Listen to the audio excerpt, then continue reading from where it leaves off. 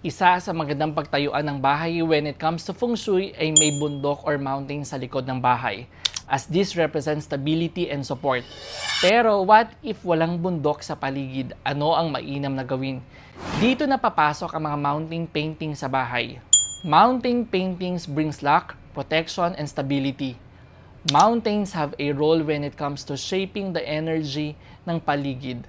Mountain paintings are good para makontra ang quarrelsome star.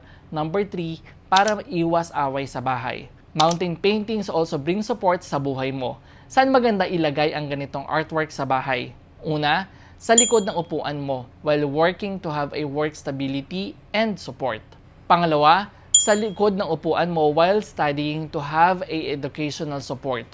Pangatlo, you can place painting sa south ng bahay for stability.